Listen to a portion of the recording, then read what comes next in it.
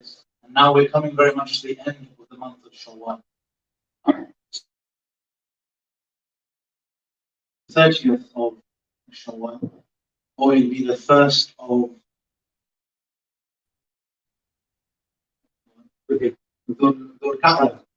So Islam has 12 months. The final month of the year will be Dhul Hijjah, which will be when we have Hajj, Eid al-Adha. Now we've had Ramadan, which was the 9th month of the Islamic calendar. After Ramadan, we're now in the 10th month, Shawwal. After Shawwal finishes, which will be next Friday or Saturday, we will then move into the month of Dhul Qa'dah, which is the 11th month, the penultimate month of the Islamic calendar. The final month will be Dhul Hijjah at the end. And right now, already we're more than 3 weeks beyond Ramadan, and we're at the very end of Shawwal. And it's obviously, as Muslims, we should know the Islamic months of the year and where we are right now. Also, we should be aware of the passing of time generally. So Ramadan is a big thing for Muslims because we connect to Allah, we connect to the Quran, we connect to the masjid. And 3 weeks, more than 3 weeks have passed, so we feel that decline in our spirituality. We start to lose our connection to the masjid and the Quran a little. And Allah subhanahu wa ta'ala mentions in the Quran, وَهُوَ الَّذِي جَعَلَ اللَّيْلَ وَالنَّهَارَ خِلْفَةً لِمَنْ أَرَادَ أَن يَذَّكَّرَ. That Allah has made the passing of the day and the night khilfa. He's made it like it replaces one another. The day comes, then the night comes. It replaces one another. Imam Qurtubi, he mentions that Umar bin Khattab radiallahu anh, and Ibn Abbas, the son of Abbas, the uncle of the Prophet sallallahu alaihi wasallam, one of the cousins of the Prophet sallallahu alaihi wasallam, when they spoke about this verse of the Quran, they say that what Allah means by khilfa is that you have the daytime and the day passes, and then you have the nighttime and the night passes. And Allah tells us this khilfa means that when the night passes and we're not able to do something good, we have the next day to make up for them. Every single day which passes, when the night enters, it reminds us that we've got another chance to do something useful, to do something good. And every day that passes, if the days pass, then the night remains for us to do good things as well.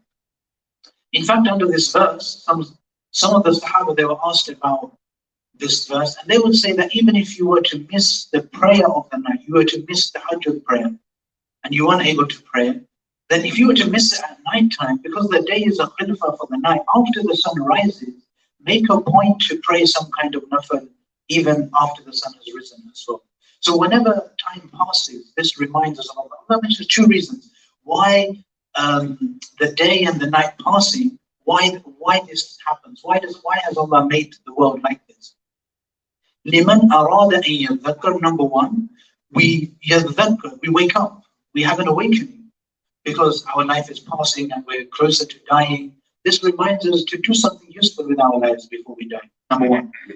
And arada shukura, anybody who intends to be grateful and looks back and realizes that alhamdulillah, I had opportunity to connect to Allah. In Ramadan, the passing of the 30 days and nights connected me to the Quran, connected me to Allah, and allowed me to fast, connect me to our physical body as well. So this is the passing of the day and night. This reminds us of Allah, connects us to Allah, and it also reminds us to be grateful for the days and nights which are passing. And the Prophet ﷺ mentions that in this month of Shawwal, if anybody was to fast the month of Ramadan, and then in this month of Shawwal, which is going to end next Friday, they were able to fast 6 days. They were to fast for 6 of these days. The Prophet ﷺ promises the reward of fasting for the entire year. And this is very, very virtuous. And we see here the Prophet ﷺ is bringing our attention to an action which we always did in Ramadan. We fasted every day in Ramadan. Nobody had a problem with it. But the Prophet ﷺ says to maintain that spirit, to maintain the action of Ramadan by fasting simply 6 days afterwards. This keeps you in touch with that spirit. It keeps you in touch with not eating too much. It keeps you in touch with training your taqwa, with training your control on yourself. And the virtue of keeping that alive is that you're rewarded for the entire year. And more than just fasting and keeping the virtue of fasting alive, Beyond that, there's the virtue of that entire essence of Ramadan is actually the Quran. Is actually connecting to the Quran, using the Quran to connect to Allah. That's the point of Ramadan. And the question then comes on the 23rd of Shawwal, 3 weeks later, that based on our Ramadan this time in 2021, until now, how's that relationship with the Quran going? In Ramadan, we may have attended the masjid more, listened to the Quran, we probably recited the Quran more, we probably tried to perfect our Quran and give it the time that it deserves. So now we're 3 weeks later, how's that relationship going? And this is something the Prophet ﷺ, by telling us to fast for 6 days in Shawwal, it builds an amount of consistency. Just fasting 6 days in Shawwal means that for the rest of the 11 months of the year, you'll also try and fast at least 2, 3, 4, 8 days every single month. And now in terms of the Quran, what's that consistent habit which you're going to try and develop in that regard, in terms of our relationship to the Quran? Because the Quran, the most powerful surah of the Quran, Surah Al-Fatiha, when we recite this, the one thing which Allah subhanahu wa ta'ala tells us to ask Him all the time is guidance. So every time we pray, every single unit of the prayer, we're asking for guidance. We go up, we say Allahu Akbar, we ask Allah to guide us. Then we finish that unit, we start the next unit of prayer. Again, we recite Surah Al-Fatiha. And again, we ask for guidance. So we continuously are asking Allah subhanahu wa ta'ala for guidance. And Allah subhanahu wa ta'ala describes the Quran as a guidance. In the Quran, Allah mentions, Inna hadha al-Qur'ana yahdi lillati hiya aqwam. Now this Quran, for people who have foresight, the Quran is a means of guidance for them. So the Quran is a means of guidance for us. And then when we recite the Quran, we ask for guidance. So based on all of the things, when our lives are passing, when the months of the year are passing, when we're getting closer to dying, from all of the things we could possibly do in our lives, the one thing that's definitely going to increase our guidance is our relationship with the Quran. And the Quran affects our prayer, the Quran affects our relationship with Allah, it affects the amount we will turn up to the masjid, it affects the way that we relate and understand Allah. If we start to understand the Quran, only then do we have an awareness of who Allah is. The Quran teaches us how to understand Allah, how to relate to Allah, how to speak to Allah, how to expect Allah to be there for us, how to know the awareness of Allah, how to know how Allah exists. The Quran teaches us that. For our awareness of ourselves, the number one thing which will help us is our relationship to the Quran. And now 3 weeks after Ramadan, it's a time to ask ourselves that question, that how is that guidance going? When we ask Allah to guide us, how we're asking Allah to guide us. We're saying, oh Allah, ihdina siratal mustaqim, put me on that straight path. But then if we know that our guidance lies based in the essence of our relationship with the Quran, then how much are we doing to enhance our guidance? How much effort are we putting in? So in terms of our relationship with the Quran, one is just simply to listen to the Quran, and then we could recite the Quran. Beyond that, one thing which is very important is to enhance our reciting of the Quran, is to recite and make sure that we're reciting better than we were reciting yesterday, that we're learning the rules of the tajweed of the Quran and the pronunciation of the letters, so that the way we were reciting in Ramadan, that was one way, and the way we're reciting today is better than that. And beyond that, to actually bring the Quran into our lives, to bring Surah Al-Fatiha into our lives, it requires a study of what we recite. If we're going to recite Surah Al-Fatiha in every unit, it requires an understanding of what we're talking about in Surah Al-Fatiha, what we're asking Allah for. When we say ihdina siratal mustaqim, when we ask Allah for guidance, it requires a deep understanding of what do we mean when we say guidance. Why is it? And also an understanding, why is this the most important thing that a Muslim could ask Allah for? How come the number one thing that Allah tells us to ask Him is for guidance and nothing else? And when we ask for this guidance, what are we really asking for? And Allah Himself describes guidance, the purest form of guidance. Allah describes it as the Quran itself, as the dhikr of Allah Himself, as the prayer itself, as the awareness of Allah Himself. So the more time we allocate to this, to be able to recite that, to understand that, and just the simple thing to be aware of what guidance is in Surah Fatiha. The rest of Surah Fatiha being a conversation between us and Allah is going to enhance our salah on a different level. And beyond that, the rest of the Quran, everything which is in there, all of the guidance which we have, we can only benefit from it once we start to understand what Allah subhanahu wa ta'ala is talking about. And once we start to learn the Arabic language, we learn the way Allah communicates, and we start to appreciate the nuances of the Quran, the beauty of the Quran, and all of the things which Allah subhanahu wa ta'ala explains to us in this. And there's nothing else which will bring more guidance about. And now, 3 weeks after Ramadan, Ramadan was a month where we tried to enhance it. We probably recited a bit more. We tried to maybe listen to a bit more tafsir. Now, the Prophet ﷺ gives us 6 fasting in Shawwal to make sure that we fast for the rest of the year. And in order to continue our relationship with the Quran, there's also like something which we need to do.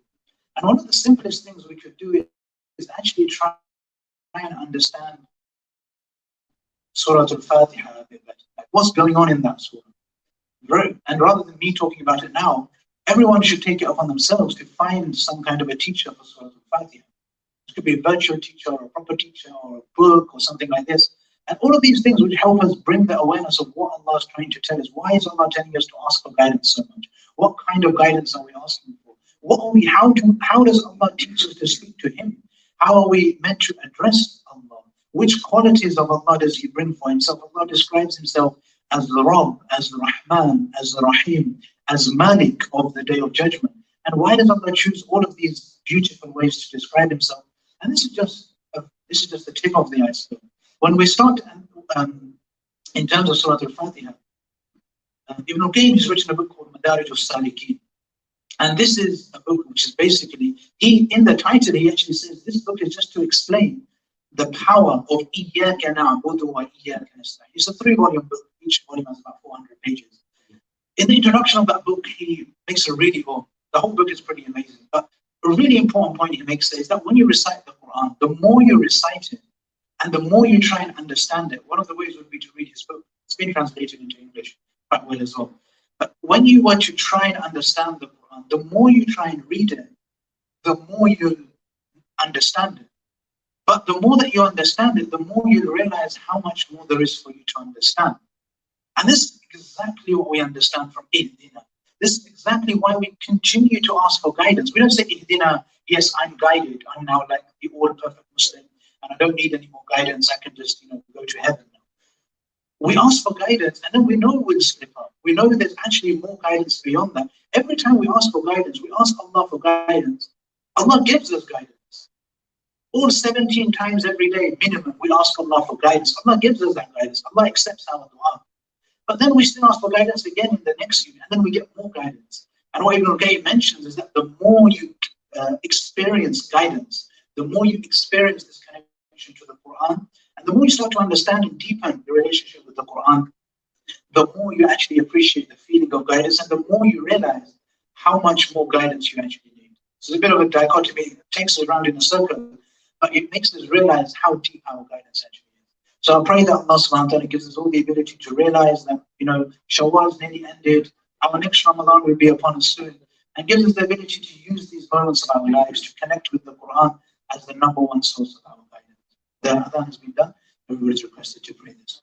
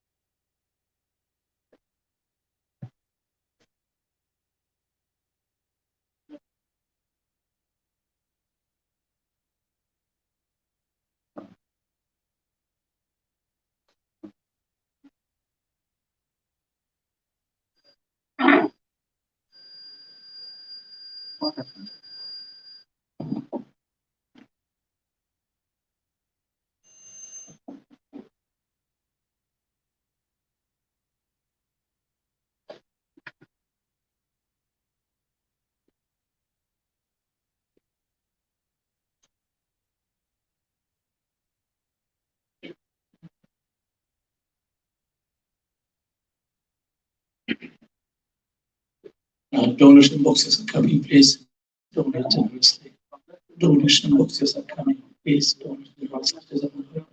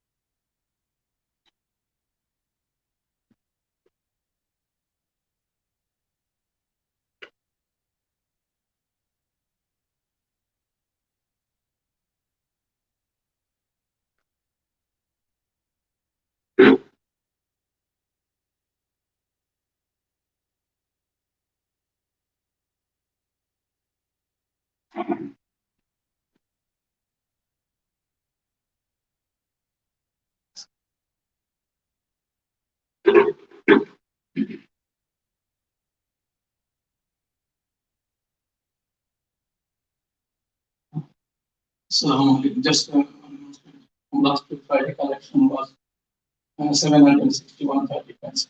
Last week Friday collection was 761 pound 30 pence. This is the final donation.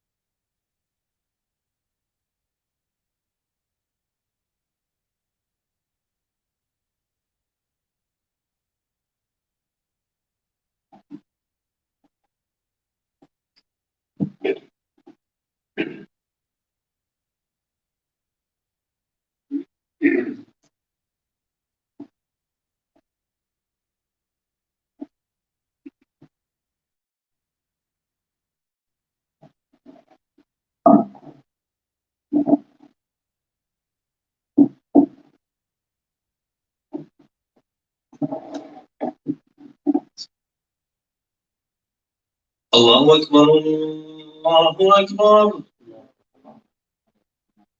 الله أكبر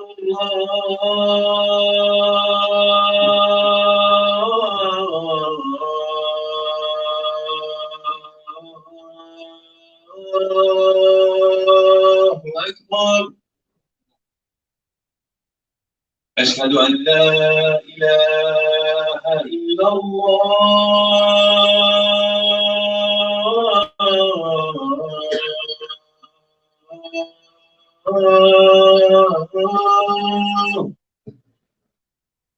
أشهد أن لا إله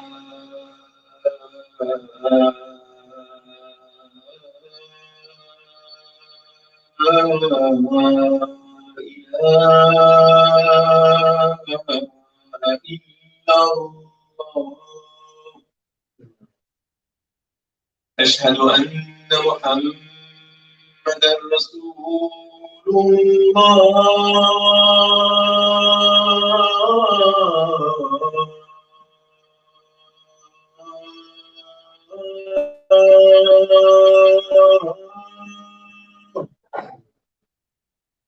أشهد أن محمدا رسول الله.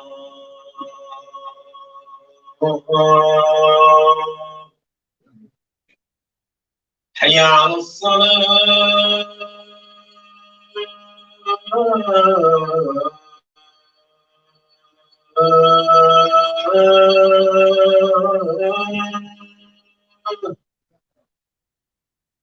حي على الصلاة.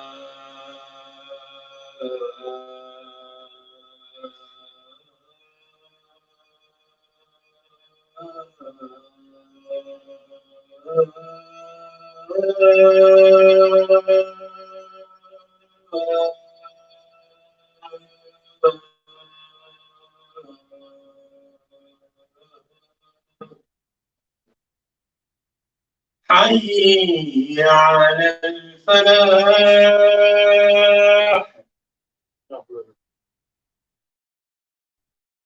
حي على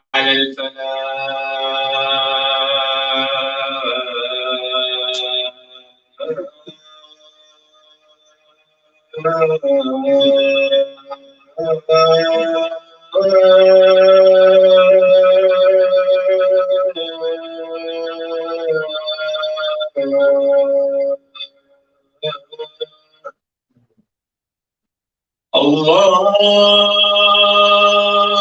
أكبر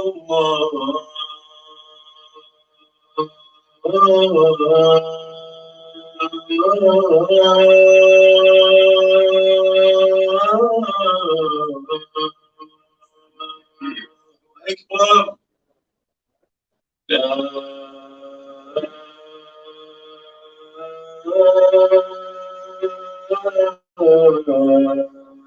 إله إلا الله.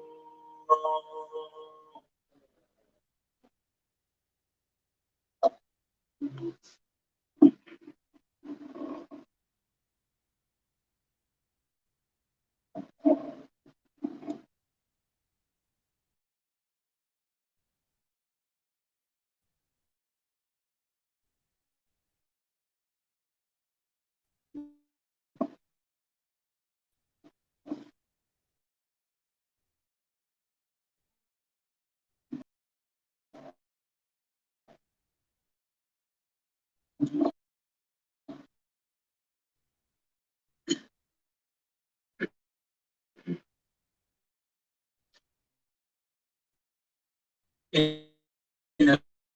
الحمد لله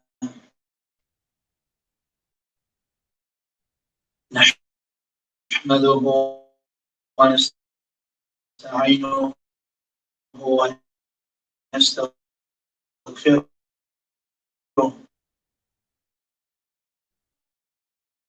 ونعوذ بالله من شرور أنفسنا ومن سيئات أعمالنا. من يهده الله فلا مضل له ومن يضلل فلا هادي له، وأشهد أن لا إله إلا الله وحده لا شريك له، وأشهد أن محمدا عبده ورسوله.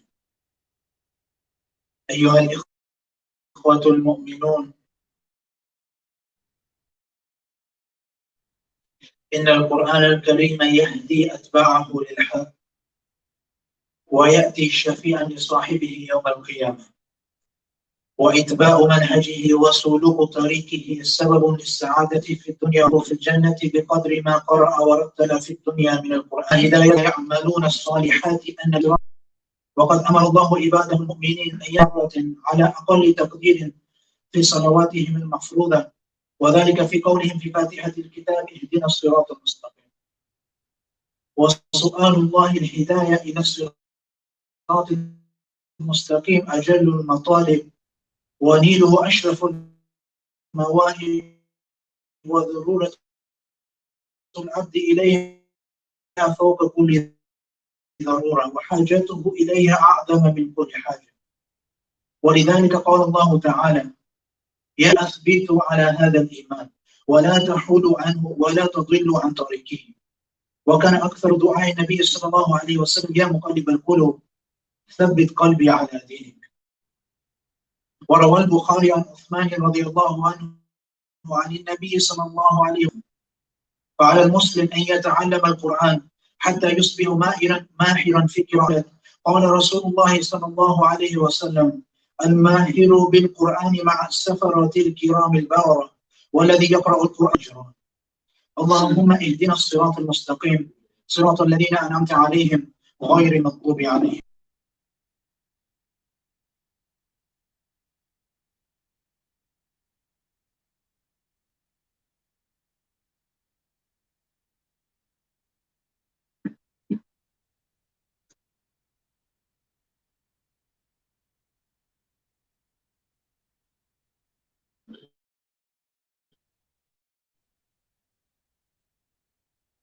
الحمد لله على إحسانه، والشكر له على توفيقه وامتنانه. وأشهد أن لا إله إلا الله وحده لا شريك له تعظيما لشأنه، وأشهد أن محمدا عبده ورسوله الداعي إلى رضوانه. اللهم صل وسلم على عبدك ورسولك محمد البشير النذير والسراج المنير. وارض اللهم عن الأربعة الخلفاء الراشدين المهديين أبي بكر وعمر وعثمان وعلي، وعن بقية الصحابة، وعن التابعين وتابع التابعين ومن تبعهم بإحسان إلى يوم الدين، وعنا معهم بعفوك وكرمك وإحسانك يا أرحم الراحمين. اللهم أعز الإسلام والمسلمين وأذل الشرك والمشركين. اللهم انصر المسلمين في كل مكان. اللهم ارفع كرباتهم. اللهم فرج همهم وغمهم يا رب العالمين. اللهم أصلح أحوال المسلمين في كل مكان. اللهم أغن فقراءهم واشف مرضانا ومرضاهم يا رب العالمين. اللهم احفظ الحرمين الشريفين وزدهما شرفا وتكريما وتعظيما، واحفظ اللهم المسجد الأقصى واكتب لنا صلاة فيه قبل الممات. اللهم أقر أعيننا بالصلاة فيه قبل الممات. اللهم حرر المسجد الأقصى من دنس الصهاينة المعتدين. اللهم إنا نعوذ بك من جهد البلد ودرك الشقاء وسوء القضاء وشماتة الأعداء. اللهم وحد صفوفنا وألف بين قلوبنا ووحد كلمتنا واجعلنا كالبنيان المرصوص، ووسع مداركنا لكي لا نغضب إلا لك ولحرماتك، ونور عقولنا لنقول الحق. عباد الله، إن الله يأمر بالعدل والإحسان وإيتاء ذي القربى، وينهى عن الفحشاء والمنكر والبغي، يعظكم لعلكم تذكرون. واذكروا الله العظيم الجليل يذكركم، واشكروه على نعمه يزدكم، ولذكر الله أكبر، والله يعلم ما تصنعون.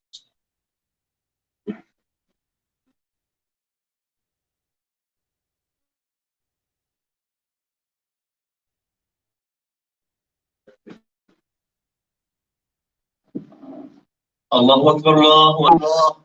حي على الصلاة حي على الفلاح، قد قامت الصلاة قد قامت الصلاة. الله أكبر الله أكبر، لا إله إلا الله.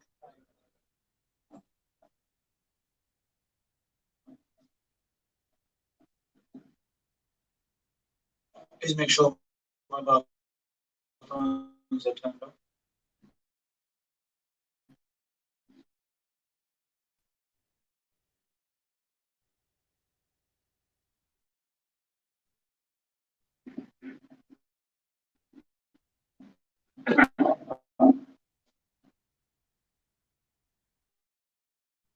الله أكبر.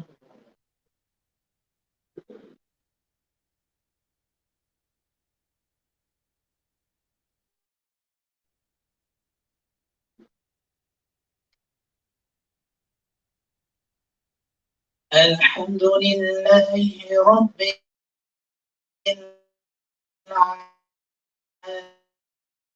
العالمين، الرحمن الرحيم، إياك نعبد وإياك نستعين، الصراط المستقيم، صراط الذين أنعمت عليهم.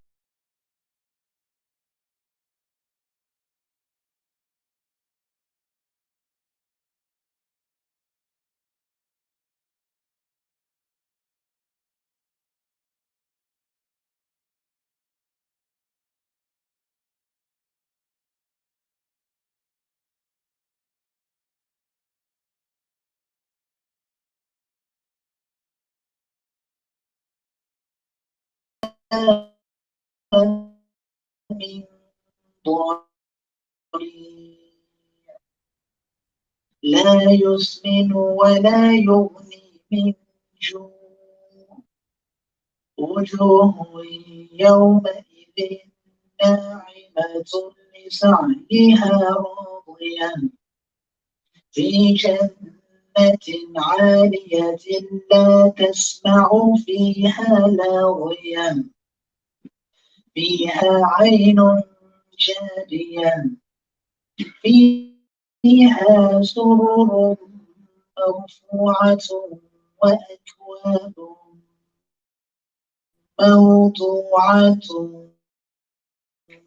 ونمارق مصفوفة وزرابي مبثوثة،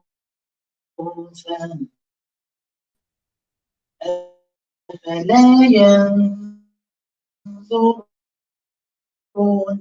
إلى الإبل كيف خلقت، وإلى السماء كيف رفعت، وإلى الجبال كيف نصبت، وإلى الأرض كيف سطحت.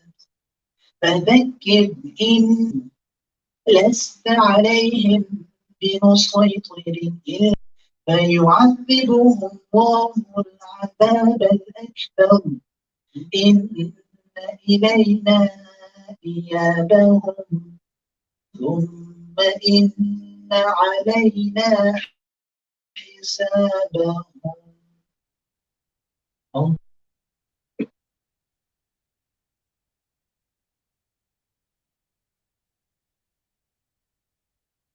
سمع الله لمن حمده.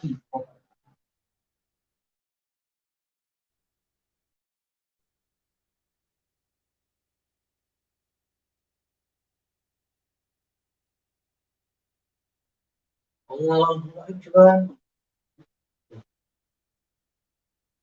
الله أكبر.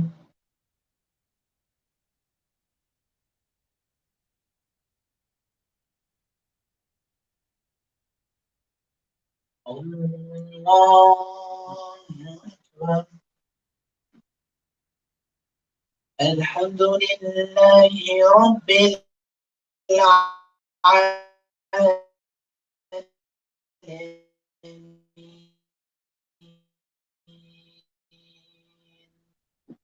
الرحمن الرحيم إياك نعبد وإياك نستعين اهدنا الصراط المستقيم صراط الذين أنعمت عليهم غير المغضوب عليهم ولا الضالين.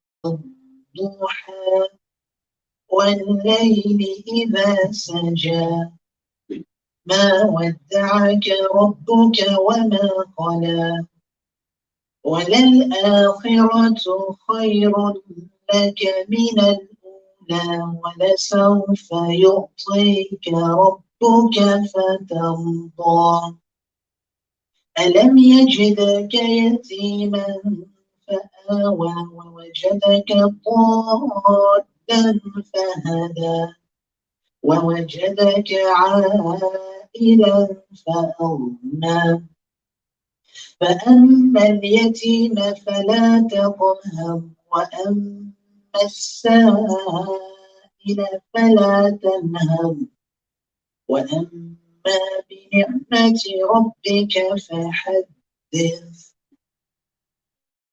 الله أكبر.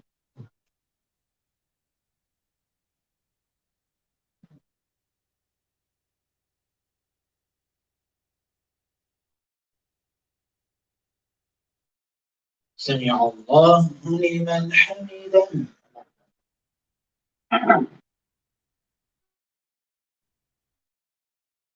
الله أكبر.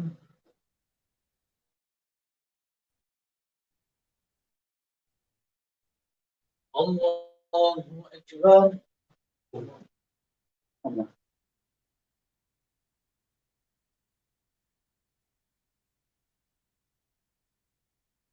الله أكبر.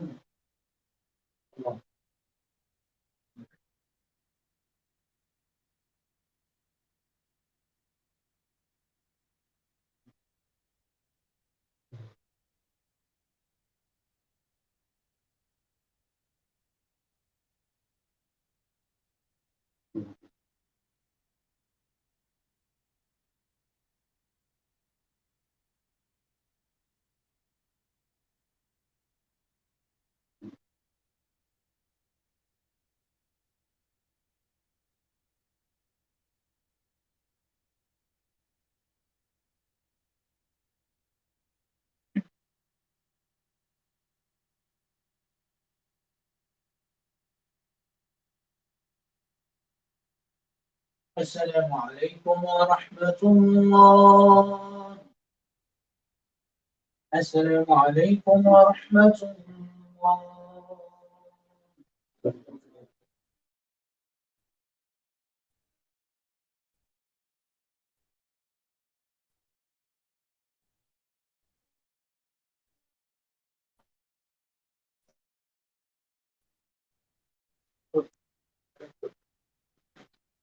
Can you press it at home, please? The home, please. It's so that people are waiting outside to come.